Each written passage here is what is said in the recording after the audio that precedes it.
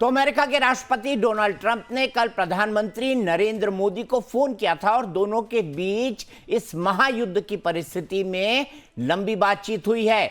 बातचीत 3 मुद्दों पर हुई है। ग्राफिक के जरिए हम आपको दिखाते हैं वो 3 मुद्दे हैं क्या क्या। स्ट्रेट ऑफ हॉर्मुज के मुद्दे पर कि उसमें यातायात सुगमता से चले, शांति की अपील करी प्रधानमंत्री मोदी ने, और भारतीयों की सुरक्षा के ऊपर बात हुई। मेजर समरपाल तूर, डोनाल्ड ट्रंप ने ये फोन प्रधानमंत्री को किस उम्मीद में किया होगा? हम तो गैसेस ही लगा सकते हैं, आप क्या अनुमान लगा सकते हैं? वो तो यही कह रहे होंगे कि कृपया पाकिस्तान को कुछ ना बोलें जब गड़बड़ होगी, क्योंकि देखें, जहां तक मेरा अनुमान है, ये सऊदी अरब पहले से ही उसकी कभी भी ईरान के साथ नहीं बनी, और वो ईरान सबसे बड़ा कॉम्पिटिटर रहा है सऊदी अरब का। और जब सऊदी अरब ने, मैं इतिहास की बात बता रहा हूं, जब सऊदी अरब ने अपनी जमीन अमेरिकन मिलिट्री को दी फॉर मिलिट्री बेसिस, उनके हथियार खरीदने की पेशकश की, और फिर अरामको जैसी जो कंपनियां थी उसमें जब अमेरिकी विशेषज्ञों का ये पूरा पैसा जब इसमें लगा, निवेश हुआ, तो तब ईरान को झटका लगा और तब ईरान मतलब एक्सक्लूड हुआ और धीरे धीरे रिश्ते खराब होते रहे। तो देखें, जाहिर सी बात है, आज की तारीख में अगर हम कल की खबरें देखें तो जीसीसी कंट्रीज, कुवैत ने एक साल्वो ऑफ मिसाइल्स लॉन्च की ईरान की ओर, और ये जो 5 दिन का जो अमेरिका ने अभी तैयारी के लिए अपना गैप मांगा है, ये 5 दिन जीसीसी मुल्क अपनी मिसाइलें, अपनी फौजें और एयरफोर्स को तैयार कर रहे हैं ईरान के खिलाफ युद्ध में जाने के लिए। नंबर 1। नंबर 2, सुन्नी नेशंस जितने भी हैं, जीसीसी कंट्री प्लस यूएसए और इजराइल, ये एक ग्रुप बना हुआ है, और इनके खिलाफ कौन कौन है? इनके खिलाफ होगा ईरान, यमन और रूस, चीन और उत्तर कोरिया। जितनी भी मदद कर सकता है वो मदद कर रहा है और करता रहेगा। तो अब सवाल ये होता है कि पाकिस्तान में जाके अगर ये शांति की वार्तालाप करें, पर मैं ये पूछना चाहूंगा, क्या गारंटी है कि प्रेसिडेंट ट्रंप यहां पे नहीं मुकरेंगे? और अगर ये शांति वार्ता 72 घंटों में अगर फेल हो गई, तो आप जानते हैं इसके परिणाम क्या होंगे? इसका परिणाम यह होगा कि फिर इसके बाद पाकिस्तान के ऊपर ईरानियन ड्रोन के अटैक्स शुरू होंगे, क्योंकि पाकिस्तान अब इन्वॉल्व हो चुका है और वो अमेरिका की पूरी साइड है, जिसकी वजह से आज ऑयल टैंकर जो पाकिस्तान से हॉर्मुज जा रहा था, उसे वापस भेज दिया गया। तो देखें, ये शुरुआती संकेत हैं, और ये जो शिप थी, इसका ये बेसिकली कह रहे हैं कि इससे कोई परमिशन नहीं ली, इससे किसी को इत्तला नहीं की प्रॉपर तरीके से, और इन्होंने अपनी शिप को भेज दिया स्ट्रेट ऑफ हॉर्मुज पाकिस्तान ने। आपने जो बात कही ना मेजर साहब, को फिर वापस भेजा। आपने जो बात कही ना कि ट्रंप कहीं झूठ तो नहीं बोल देंगे, ट्रंप कहीं ब्लफ तो नहीं कर देंगे, उसी से जुड़ी एक खबर आ रही है। क्या दुनिया के सबसे बड़े कूटनीतिक मंच पर झूठ बोला जा रहा है, या फिर ये माइंड गेम का हिस्सा है? अमेरिकी राष्ट्रपति डोनाल्ड ट्रंप ने कहा है कि उनकी ईरान के साथ बहुत अच्छी और सकारात्मक बातचीत हुई है, लेकिन तेहरान से आई एक खबर ने वॉशिंगटन के गलियारों में सन्नाटा पसरा दिया है। ईरान ने ट्रंप के दावे को सिरे से खारिज करते हुए कहा है कि ऐसी कोई बात नहीं हुई है। आखिर सच क्या है? क्या ये कूटनीति है या फिर सियासत? दरअसल ट्रंप ने एक साथ कई बड़े दावे किए। ट्रंप ने कहा कि उनके दूत स्टीव विटकॉफ और दामाद जेरेड कुशनर ईरान के नेताओं के संपर्क में हैं। ट्रंप ने बताया कि ईरान ने अमेरिका को तेल और गैस से जुड़ा एक बड़ा पुरस्कार देने की पेशकश की है ताकि जंग रुक सके। इसके साथ ही ट्रंप ने अपनी डेडलाइन को 5 दिन के लिए आगे बढ़ाते हुए कहा कि वो देखना चाहते हैं कि ये बातचीत कहां तक जाती है।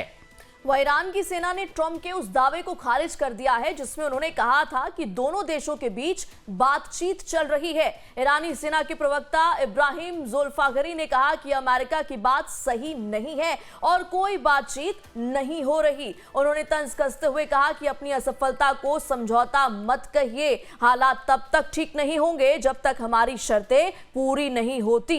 अब आपको यह भी बताते हैं कि आखिर अमेरिका क्या दावे कर रहा है और इस पर ईरान का क्या रुख है। दावों की टकराव, डोनाल्ड ट्रंप का दावा, ईरान का रुख क्या है। अच्छी और सफल बातचीत, कोई बातचीत नहीं हुई, ईरान का यह कहना है। ईरान डील करने को तैयार है, अमेरिका ये कह रहा है, लेकिन प्रतिबंध हटने तक कोई समझौता नहीं होगा, ये कहना है ईरान का। अमेरिका कह रहा है कि हॉर्मुज पर सहमति बन गई है, लेकिन ईरान फिर इनकार करता है और कहता है कि सुरक्षा हमारी संप्रभुता का मामला है। अन्य देशों के जरिए संपर्क केवल संदेश मिले।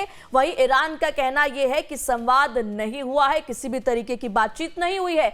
5 दिन का ब्रेक, फिर फैसला, हम किसी भी हमले का जवाब देने को तैयार हैं। कुल मिलाकर देखिए दीपक सर, ये बातचीत हुई है। अमेरिका दावा तो कर रहा है लेकिन ईरान सिरे से उसे खारिज कर देता है। अब ये क्या ट्रंप का माइंड गेम है या ट्रंप ने बाजार में सटोरिये की तरह उछाल लाने के लिए ये बयान दे दिया कि हम 5 दिन का सीज फायर कर रहे हैं। मंडे को उन्होंने बात कही थी, तो मंडे से 5 दिन होते हैं फ्राइडे तक, और सैटरडे और संडे जो है बाजार बंद होता है। तो 7 दिन का उन्होंने एक पूरा का पूरा गैप ले लिया था। तो क्या ट्रंप ने इसके लिए किया? क्या ट्रंप अब डिस्परेट हो रहे हैं? ईरान इतना जो कठोर स्टैंड ले रहा है उसके पीछे क्या है? क्योंकि ईरान के पास खोने को कुछ नहीं है। उस पर जितने हमले हुए हैं अब तक तो ईरान आधा तबाह हो चुका होगा, लेकिन लड़ने के लिए जज्बा भी चाहिए। आपको हथियार तो चाहिए लेकिन जज्बा चाहिए, जो ईरान के पास है, ये मैं कह सकता हूं। तो सीधे मेजर समरपाल तूर के पास चलते हैं।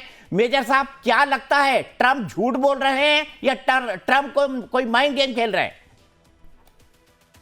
दीपक जी, मैं दुनिया से एक सवाल करना चाहता हूं कि कभी किसी ने सोचा है कि यदि आईआरजीसी कोई शर्त मान गया तो आईआरजीसी की टॉप लीडरशिप पे क्या इफेक्ट पड़ेगा?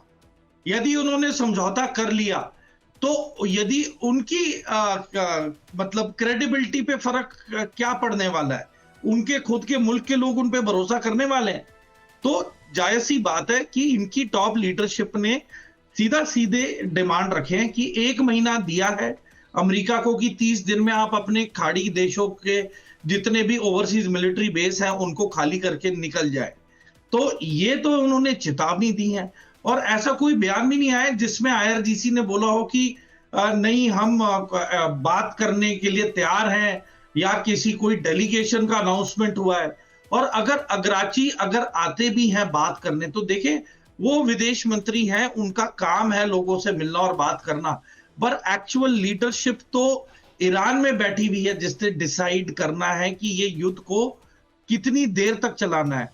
और मैं आपको एक और चीज बताऊं आपके माध्यम के जरिए सभी दर्शकों को, कि जब अमेरिका ने और इजराइल ने करोड़ों डॉलर इस युद्ध के पहले स्तर में ही झोंक दिए हैं, तो अब वापस मुड़ना और शांति वारदात की बात करना बहुत ही मूर्खता है। मुझे नहीं लगता कि इस बात में कोई सीरियसनेस है। इसमें टैक्टिकल पॉज कहा जा सकता है या डिसेप्शन कहा जा सकता है, जिसमें कि एक धोखा दे रहे हैं ताकि इन्हें समय मिल जाए 5 दिन का ग्राउंड इन्वेजन की तैयारी के लिए। और जब एक बार ग्राउंड इन्वेजन शुरू होगा तो इसका अंत बहुत ही लंबा होगा। ये एक महीने या कुछ हफ्तों की लड़ाई नहीं होगी, ये काफी महीनों तक फिर लड़ाई चलेगी, जैसे कि हमने इराक में भी देखा। तो मैं यही कहूंगा दर्शकों को कि जो पाकिस्तान अभी इस बीच में पड़ा है और वो शांति वारदात करने के लिए वो उसने ऑफर किया है, यदि फेल हो गया और पाकिस्तान अपनी जमीन दे रहा है अमेरिका को, अमेरिका के सिपाही पाकिस्तान में हैं, उसके एयरबेस, शमशी एयरबेस और जकोबाबाद एयरबेस वहां पे फुल्ली एक्टिव है। तो देखें, ईरान की भी इंटेलिजेंस पूरे काम पे लगी हुई है। ऐसे नहीं कि कोई सो रहा है, युद्ध का समय है, वो बल्कि ज्यादा प्रोएक्टिव है। और आईआरजीसी की जो इंटेलिजेंस है, जो वो मोसाड के साथ इतने सालों 30 सालों से लड़ते आ रहे हैं, तो मुझे नहीं लगता कि ये कुछ ठीक होगा मेरा कहना कि ईरान को पता ही नहीं है सिचुएशन का। उसे पूरा पता है सिचुएशन का, लाइव फीड मिल रहा है उसे रशिया और चाइना से। यदि ऑप सिंदूर के दौरान अगर पाकिस्तान चीन की दी हुई इंफॉर्मेशन से कह सकता है कि ये वाला एयरक्राफ्ट आपका अभी टेक ऑफ हो रहा है तो आप इसे रुकवा दे, तो क्या गारंटी है कि वो ईरान को अभी लाइव बिल्कुल ठीक कहा। तो ईरान को कहीं ना कहीं से सपोर्ट तो मिल रहा है मेजर समरपाल तूर। यही मुझे रुकना होगा। अफसोस आज हमारे पास वक्त 3:30 बजे तक का है। मेजर जनरल राजन कोचर और मेजर समरपाल तूर, आपका जुड़ने के लिए, हमसे बातचीत करने के लिए बहुत बहुत शुक्रिया। तो लाइव टाइम्स पर खबरों का सिलसिला लगातार जारी है। फिलहाल एक छोटा सा ब्रेक।